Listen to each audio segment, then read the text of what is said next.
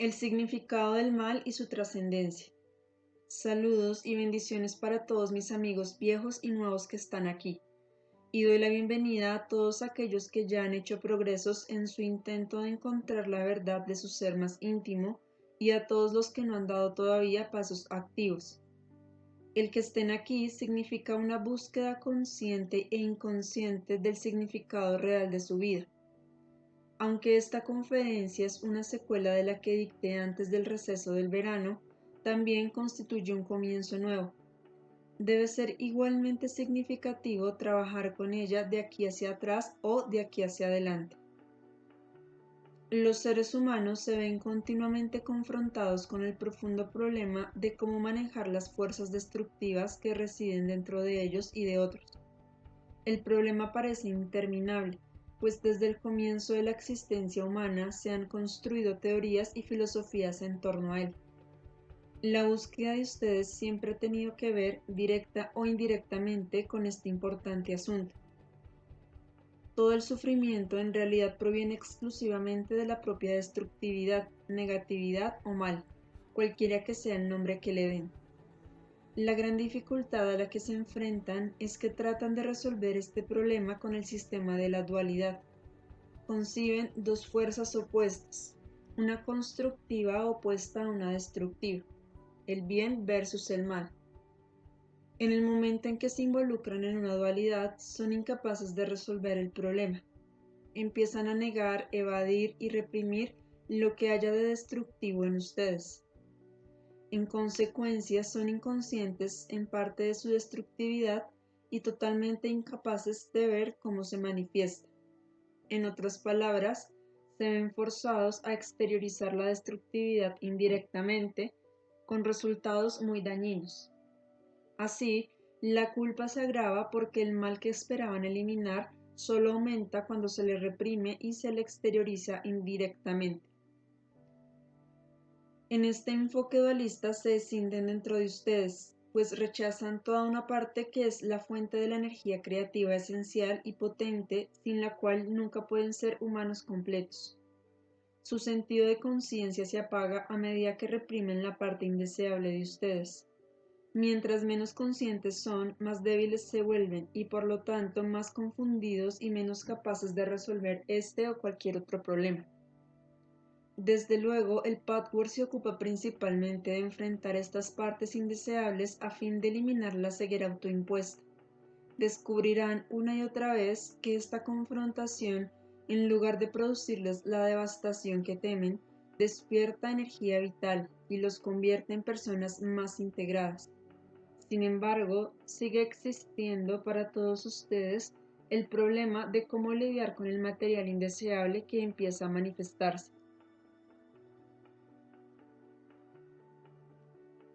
La meditación es sumamente importante, pues sin la mente más grande, la mente pequeña es incapaz de realizar un cambio. Pero también es necesario tener conceptos y guías claros. Sus conceptos mentales deben ser más precisos y estar alineados con la verdad, pues de lo contrario, las ideas falsas e incluso la vaguedad crearán un bloqueo.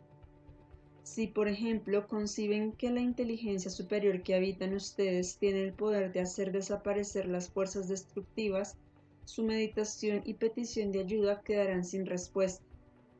Cualquier proceso vago y confusamente concebido erigirá un obstáculo.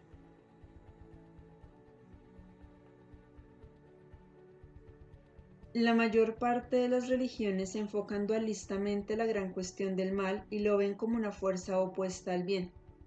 Este enfoque dualista refuerza su miedo a sí mismos y su culpa, por lo tanto, solo ensancha el abismo dentro de su alma. Las energías del miedo y la culpa se usan para forzarlos a ser buenos. La ceguera, la compulsión y el concepto artificial de la vida que acompañan a este forzamiento crean patrones autoperpetuantes, con muchas ramificaciones negativas. Por otra parte, también hay filosofías que postulan que el mal no existe, que es una ilusión. Esta filosofía es tan verdadera como su opuesto religioso, que reconoce el peligro del mal, su poder para negar la vida y la infelicidad y el sufrimiento que trae. El postulado de que el mal es una ilusión es cierto en el sentido de que hay innatamente solo un gran poder creativo. Sí hay unión, pues todo es uno en la conciencia de aquellos que han trascendido la dualidad. Como suele ser cierto, estas dos enseñanzas opuestas expresan grandes verdades, pero la exclusividad con la que se conciben y perpetúan acaba por volver falsa su verdad. La negación del mal como una realidad lleva al pensamiento fantasioso, a más ceguera y a la negación del ser. Disminuye en vez de aumentar la conciencia. Se crea una imagen falsa de la realidad del estado presente de la humanidad. Recapitulo. Negar el mal en el plano actual de conciencia de la humanidad es tan poco realista como creer que existen dos fuerzas separadas, una buena y una mala. Esta creencia implica que la fuerza mala debe destruirse o escamotearse, como si se pudiera hacer que algo desapareciera en el universo. Deben luchar entre estas dos alternativas para encontrar las respuestas. Esta conferencia es un intento de ayudarlos. Ambas perspectivas del mal llevan a la represión. Sin embargo, reconocer el mal también conduce a la posibilidad de más destructividad. Podría conducir a justificar y condonar cosas verdaderamente indeseables como la exteriorización farisaica. En este caso se reprimiría la culpa y se crearía más escisión y dualidad. Tratemos ahora de encontrar una manera de lidiar con este problema que pueda evitar cualquiera de estas trampas. Tratemos de reconciliar estos dos enfoques generales del mal. Todos ustedes han experimentado lo amenazados, ansiosos e incómodos que se sienten cuando son confrontados con algunas de sus actitudes, rasgos y características indeseables. Esta reacción debe entenderse de una manera mucho más profunda. Hay demasiadas cosas que se dan por sentadas y se examinan superficialmente, dando solo a la reacción un nombre y dejarla ir sin más. El significado de esta reacción temerosa, incómoda y ansiosa es sencillamente una expresión que dice, tal y cual cosa no deberían existir en mí. Todas las defensas que tan trabajosamente han erigido sirven para protegerlos no solo del mal de otros, sino principalmente del suyo propio. Si examinan la causa cada vez que se sientan ansiosos, siempre verán que, a final de cuentas, sienten aprensión por su propio mal, independientemente de cuán amenazadora parezca otra persona o un suceso exterior. Si entonces traducen esta ansiedad en palabras claras, verbalizando así su pensamiento interior de que ciertas actitudes o sentimientos no deberían existir en mí, pueden confrontar su actitud hacia el mal de una manera mucho mejor, pues el mal mismo no es ni la mitad de dañino que su actitud hacia él.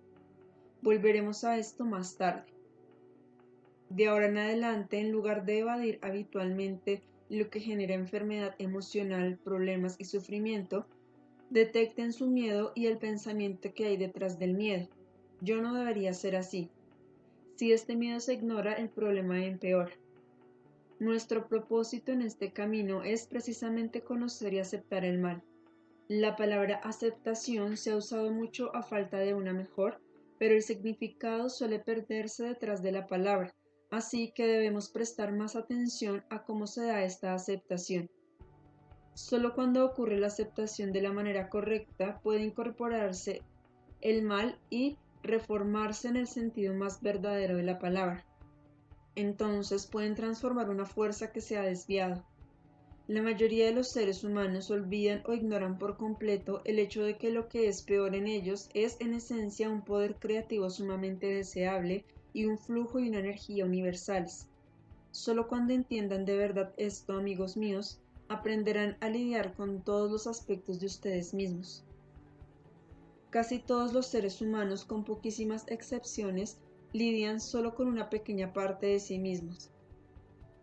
Aceptan, conocen y solo quieren conocer una parte relativamente pequeña de su personalidad total. Esta limitación es naturalmente una pérdida terrible. No estar conscientes de aquello que en su interior es indeseable en su manifestación presente, lo cierra lo que ya está claro, liberado, purificado y bueno. También impide a la mayoría de los individuos amarse y respetarse porque no tienen una percepción real de su herencia divina. Su bondad real y ya manifiesta parece irreal, incluso falsa, porque se niegan a lidiar con los elementos destructivos que tienen. Pero lo que es aún más importante y fundamental es que cerrar esta parte indeseable hace que permanezca estancada y paralizada de manera que no puede cambiar.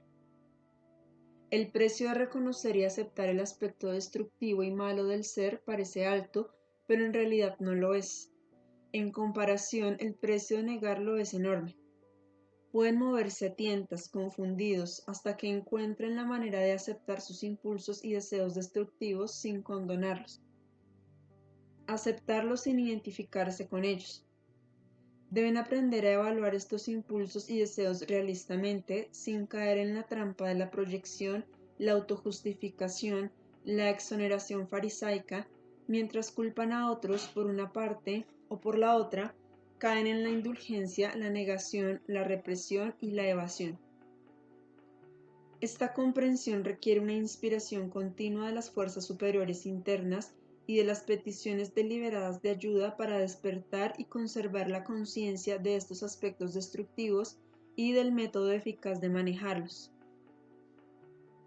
Siempre que estén en un estado de ánimo desagradable, en una situación amenazadora, en la confusión y la oscuridad, pueden estar seguros de que independientemente de las circunstancias exteriores, el problema surge de la negación y el miedo de sus propias actitudes destructivas y de su ignorancia de cómo manejarlas. Admitir esto trae un alivio inmediato y desactiva estos poderes negativos casi instantáneamente. Aprendan con qué pasos pueden incorporar este poder en vez de interrumpirlo. El primer paso debe ser aplicar la teoría de que la destructividad, el mal, no es una fuerza final y separada. Deben pensar en esto no simplemente en términos generales y filosóficos. Más bien deben tomar los aspectos específicos de ustedes que los hacen sentirse culpables y temerosos, y aplicar este conocimiento a todo lo que sea más desagradable en ustedes y otros. No importa lo feas que sean algunas de estas manifestaciones: crueldad, deseo de hacer daño, arrogancia, desprecio, egoísmo, indiferencia, codicia, engaño u otra cosa, pueden llegar a entender que cada uno de estos rasgos es una corriente de energía originalmente buena y bella y afirmadora de la vida. Al buscar en esta dirección, llegarán a entender y a experimentar cómo este o aquel impulso hostil específico era originalmente una fuerza buena. Cuando entiendan eso, habrán hecho un progreso sustancial hacia la transformación de la hostilidad y la liberación de la energía que se ha canalizado de una manera en verdad indeseable y destructiva o se ha congelado y estancada. Articulen claramente la percepción interior de que estos desagradables rasgos, sean lo que sean, son un poder que puede usarse de cualquier manera en la que deseen. Este poder, la misma energía que puede manifestarse ahora como hostilidad, envidia, odio, rabia, amargura, lástima de sí mismo o culpabilización, pueden convertirse en un poder creativo para construir felicidad, placer, amor y expansión para ustedes y otros en torno a ustedes. La lista de rasgos negativos podría extenderse, pero eso es innecesario, pues solo son variaciones sobre el mismo tema. Todos conocen estas cosas en ustedes o por lo menos han empezado a conocerlas.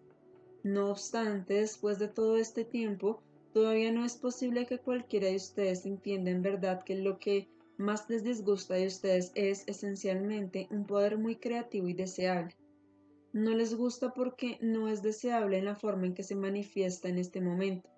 En otras palabras, tienen que aprender a reconocer que la manera en que el poder se manifiesta es indeseable, pero que la corriente energética detrás de esta manifestación es deseable en sí, pues está hecha de la sustancia vital misma. Contiene conciencia y energía creativa. Contiene todas las posibilidades de manifestar y expresar la vida, de crear vida nueva. Contiene todo lo mejor de la vida, tal como la experimentan y mucho más. Asimismo, lo mejor de la vida que se les ha revelado contiene la posibilidad de lo peor.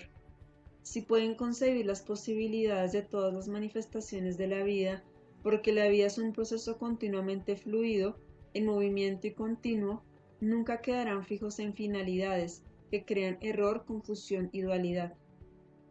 Verán que al negar el mal en ustedes, le hacen más daño a toda su personalidad, a su espiritualidad manifiesta de lo que se imaginan.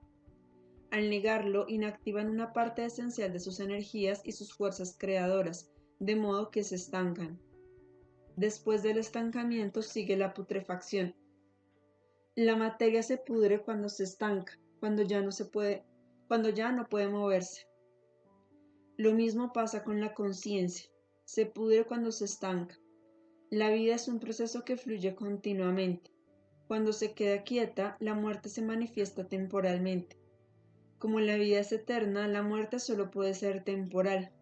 Esto se aplica no solo a los seres humanos, a las entidades, sino también a la materia y la energía. Mientras el flujo de energía se detenga, tiene lugar la muerte y esta dura hasta que el flujo de energía se libere de nuevo. Esta es la manifestación y otro significado más de la muerte en este plano de conciencia. Este principio también se aplica a un objeto. Cuando se pudre o se desintegra, la energía que tiene dentro se ha interrumpido. Esta energía interrumpida debe en algún momento empezar a fluir de nuevo, tal vez mucho tiempo después de esta manifestación específica. La materia siempre es una condensación y una manifestación de la conciencia y la energía. La manera en que fluye la energía o no fluye y la forma que adopta cuando se condensa depende de la actitud de la conciencia detrás o más bien intrínseca a un aspecto específico de la creación. Del mismo modo, la destructividad es otra forma errónea de conciencia.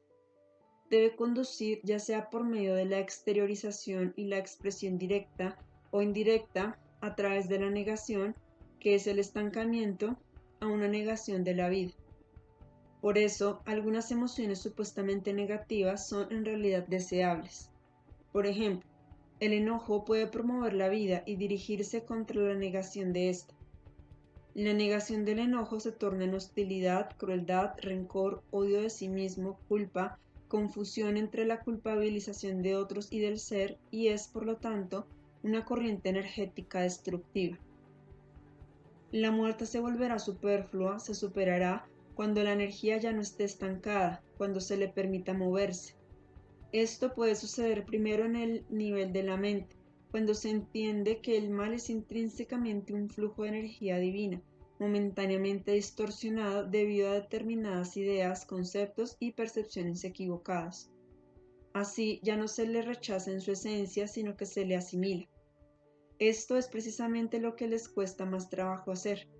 De hecho, les cuesta tanto trabajo que tienden a olvidar incluso aquellos aspectos de ustedes que ya están libres de distorsiones, del mal y de la destructividad, que están realmente liberados y claros, que son buenos, bellos y divinos. Todos sus esfuerzos y buena voluntad son bellos, incluso sus dolores de conciencia, a pesar de la culpa mal dirigida, surgen de las mejores y más bellas manifestaciones de la conciencia. Ustedes negarán, ignorarán, dejarán de experimentar lo mejor de ustedes mientras nieguen, ignoren y dejen de experimentar el mal que albergan. Distorsionan su concepto de ustedes mismos cuando niegan cualquier parte de ustedes, no importa lo fea que sea en su forma presente. La clave esencial para integrar totalmente el mal es entender su naturaleza original y la posibilidad que mora en ustedes de que vuelva a manifestarse en su forma original. Este debe ser el propósito, amigos míos. Mientras traten de volverse buenos negando el mal, forzándose a hacer lo que todavía no pueden ser y lo que de hecho nunca pueden ser, permanecen en un estado doloroso de decisión interior, autonegación parcial y parálisis de las fuerzas vitales interiores. Y digo lo que nunca pueden ser porque si su expectativa es destruir o mágicamente desaparecer una parte vital de ustedes, y no aceptar la deseabilidad intrínseca de toda la energía creativa contenida, incluso en sus aspectos más destructivos, no podrán volverse íntegros. Cultiven esta actitud alterada. La nueva actitud de aceptación no significa condonar, excusar o racionalizar sus aspectos indeseables. Todo lo contrario, significa reconocerlos plenamente, darles una expresión honesta, sin buscar pretextos ni culpar a otros, pero tampoco sentirse desesperanzados y rechazar por ellos al ser. Esto parece monumental, pero ciertamente es posible adquirir esta actitud si hacen un esfuerzo sincero y piden en oración que se les guíe con este propósito mismo. Cuando ya no nieguen su fealdad, tampoco tendrán que negar su belleza. Hay mucha belleza en cada uno de ustedes que ya está libre. En realidad manifiestan belleza que totalmente niegan, ignoran y no perciben ni experimentan. Y no me refiero a una belleza solo potencial que debe desarrollarse, me refiero a la belleza que está realmente presente. Pueden pensar en esto y orar para darse cuenta, así como orar para darse cuenta de la fealdad. Cuando perciban ambas, no solo una, con exclusión de la otra, habrán dado un paso considerable hacia una percepción realista de la vida y de ustedes mismos que les permitirá integrar lo que ahora los hace pedazos. Si tienen en mente en todo momento tanto su belleza como su fealdad, también verán ambos lados en otros. Ustedes tienden a negar y rechazar completamente a las personas cuya destructividad perciben y reaccionan ante ellas exactamente como lo harían con ustedes mismos. O reaccionan emocionalmente a su bondad y belleza interior o pasan por alto de manera poco realista su lado feo. Todavía no entienden la presencia de la dualidad en ustedes y por lo tanto tampoco pueden verla en otros. Esto crea conflictos y lucha continuos. Solo aceptando la dualidad pueden verdaderamente trascenderla. Ninguna expansión de la conciencia, ninguna integración y trascendencia son posibles cuando la conciencia es tenue o está bloqueada. La conciencia del mal se bloquea cuando se le ve como si fuera totalmente inaceptable, cuando no se dan cuenta de que el mal es solo una distorsión de una corriente de poder divina y creativa. Esta distorsión y falta de conciencia los llevan a negar y paralizar el proceso creativo mismo.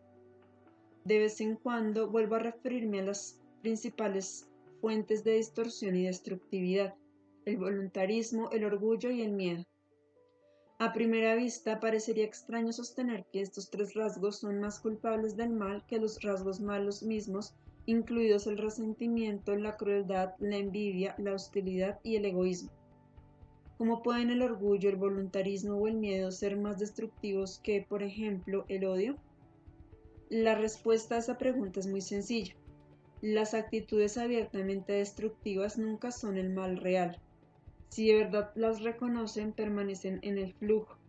El mayor odio, el deseo de venganza más rencoroso, los peores impulsos de crueldad, si se admiten honesta y francamente, sin exteriorizarlos de manera irresponsable, ni reprimirlos o negarlos, sino aceptándolos plenamente, nunca serán dañinos. En el grado en que se vean, se encaren y se admitan, estos sentimientos disminuirán en intensidad y tarde o temprano se convertirán en energía fluida dadora de vida. El odio se transformará en amor, la crueldad en agresión sana y autoafirmación, el estancamiento en alegría y placer. Esto es inevitable. Lo que digo aquí no es mera teoría. Muchos de ustedes han experimentado esta conversión de emociones siempre que encontraron por azar la mezcla correcta de autoaceptación. Pero tienen que buscarla una y otra vez hasta que se vuelva automática y ya no se les olvide. Cuando ciega y farisaicamente exteriorizan la destructividad, sí expresan el mal. Al negar su existencia, estancan la energía creativa vital que se pudre en ustedes. Al reconocer francamente el mal, ni lo exteriorizan ni lo niegan. Esto libera su flujo de energía creativa. El orgullo, el voluntarismo y el miedo son, todos ellos, formas de negación y por lo tanto más peligrosos que los males que niegan. Mis amigos de este Pathwork han experimentado lo cierto que es esto. En el grado en que el mal se encara correctamente, en ese mismo grado llega la autoaceptación, la autoestima, una energía nueva y un amor más profundo. Pero el orgullo, el voluntarismo y el miedo vuelven imposible esta actitud sanadora. El voluntarismo se empeña demasiado en su propia insistencia de que no está dispuesto a aceptar la realidad presente. Desea estar ya en un estado más elevado de conciencia. Quiere ser mejor de lo que es ahora, pero fracasa porque es imposible superar algo que uno es demasiado voluntarioso para admitir. El voluntarismo crea rigidez y esta es contraria al flujo de la vida. El voluntarismo dice, no acepto la realidad tal como es ahora, debe ser a mi manera e insisto en que así sea. Esta actitud vuelve imposible la admisión de la verdad momentánea. El orgullo dice, no quiero tener rasgos tan feos. Sin embargo, la verdad requiere flexibilidad y humildad. También requiere valor. El miedo supone que la aceptación y el reconocimiento de la fealdad volverán abrumadora a esta fealdad. Así que el miedo también niega la fe justificada en el orden benigno de la creación. Si la admisión veraz de lo que realmente existe significara la destrucción, la aniquilación, el peligro y el caos, la secuencia lógica de esta suposición sería entonces que el mundo está construido sobre el engaño, el fingimiento y la negación. Aun cuando estos pensamientos casi nunca se verbalizan, pues carecen de sentido, muchos individuos inconscientemente construyen su vida sobre estas suposiciones. Sus actitudes expresan esta orientación de vida subyacente. Renunciar al voluntarismo no disminuye el espíritu libre de la autoexpresión. Tampoco disminuye su dignidad genuina cuando renuncian al orgullo que oculta el mal. El mal no los abruma ni se apodera de ustedes cuando eligen abandonar el miedo que le tienen. Lo cierto es todo lo contrario de estas suposiciones. Nunca es un impulso destructivo mismo el que presenta el daño y el perjuicio reales, sino siempre la actitud hacia él. Por esta razón, las personas que incorporan y aceptan sus aspectos negativos encuentran, para su inmensa sorpresa, lo contrario de su expectativa ansiosa. Su autorrespeto y su autoestima crecerán. Así que esto es, amigos míos, lo que tienen que aprender. Cada uno de ustedes todavía tiene mucho terreno que recorrer, aunque las palabras les suenen demasiado familiares. Hasta ahora todavía se encuentran muy lejos de poner estas palabras en práctica. Cuanto más lo hagan, más crecerá la alegría en su vida, más decisivos se volverán para moldear su destino, no por medio del control del ego, sino a través de su capacidad real para crear con la energía vital a su disposición. La clave es aprender a enfrentar la fuerza destructiva para que puedan transformarla de vuelta a su naturaleza original, incorporándola así a todo su ser. ¿Tienen preguntas que hacer? Pregunta. Como dice esta conferencia, hay cosas en mí que siento que están mal, que son malas. Sin embargo, las disfruto, se sienten placenteras, pero me siento culpable. Por ejemplo, gasto demasiado dinero. Niego por completo ese aspecto de mí. ¿Me puede ayudar? Respuesta. Ese es un buen ejemplo. Espero oír muchos más problemas personales como este para poder ayudarlos específicamente con ellos. Lo que describes es muy típico. Niegas todo acerca de tu impulso destructivo. Así te ves frente a un predicamento insoluble. O renuncias a todo el placer conectado con tu manera excesiva de gastar y tu irresponsabilidad a fin de volverte decente, maduro, realista, autorresponsable y seguro, u obtienes placer del rasgo negativo, pero al costo tremendo de la culpa, la privación, la inseguridad y el miedo de no poder administrar tu propia vida. Una vez que veas que detrás de la compulsión de gastar en exceso y ser irresponsable hay un anhelo legítimo de placer, expansión y experiencias nuevas, este predicamento dejará de existir. En otras palabras, debes incorporar la esencia de este deseo sin exteriorizar su destructividad. Entonces tendrás mucha menos dificultad para llevar a efecto el deseo de una manera realista que no te derrote al final. Ahora estás atorado en la batalla de uno de estos problemas típicos de esto o lo otro. ¿Cómo puedes realmente renunciar a la irresponsabilidad si la responsabilidad implica vivir en un margen estrecho de placer y limitar tu autoexpresión? Como en realidad no quieres renunciar a la irresponsabilidad, te sientes culpable. De este modo rechazas esa parte vital de ti que, con todo derecho, desea experimentar plenamente el placer de la creación, pero que todavía no sabe cómo hacerlo sin explotar a otros y ser un parásito. No obstante, si puedes aceptar totalmente la bella fuerza que busca el placer pleno debajo de la irresponsabilidad y la valoras como tal, También hallarás cómo darle expresión sin vulnerar a otros, sin violar tus propias leyes de equilibrio. No tendrás que pagar el costo innecesario de la preocupación, la ansiedad, la culpa y la incapacidad de administrarte bien. Solo pagas eso cuando sacrificas la tranquilidad mental por un placer de corta duración. El placer será más profundo, más duradero y totalmente libre de culpa cuando combines su legitimidad con la autodisciplina. Si puedes reconciliar el deseo de placer con la autodisciplina y la autorresponsabilidad, expresarás el conocimiento interno que dice, quiero disfrutar de la vida. Hay abundancia ilimitada en el universo para cada contingencia. No hay límite a lo que es posible. Hay cosas maravillosas que experimentar. Existen muchos medios bellos de autoexpresión. Puedo realizarlos y traerlos a mi vida si logro encontrar otra manera no autodestructiva de expresarlos y obtenerlos. La necesidad misma de autorresponsabilidad y autodisciplina, en su sentido más profundo, volverán posibles el gozo y la autoexpresión crecientes. Sin estos rasgos seguiré estando desprovisto y en conflicto. Será mucho más fácil adquirir la disciplina, la voluntad para hacer esto crecerá cuando sepas que tienes el perfecto derecho de usarla con el fin de incrementar el placer y la autoexpresión. Queridos amigos, les he dado material nuevo que requiere mucha atención. Aprovechenlo en su propia situación específica. Abran su ser más íntimo para aplicar este material. No lo apliquen solo teóricamente, en términos generales, sino que vean realmente dónde niegan lo que hay en ustedes por miedo y culpa, y paralicen por ello lo mejor de ustedes. A aquellos que están aquí, que se sientan desalentados y sin esperanza cerca de ustedes, solo puedo decirles que están en el error y la ilusión cuando se sienten así.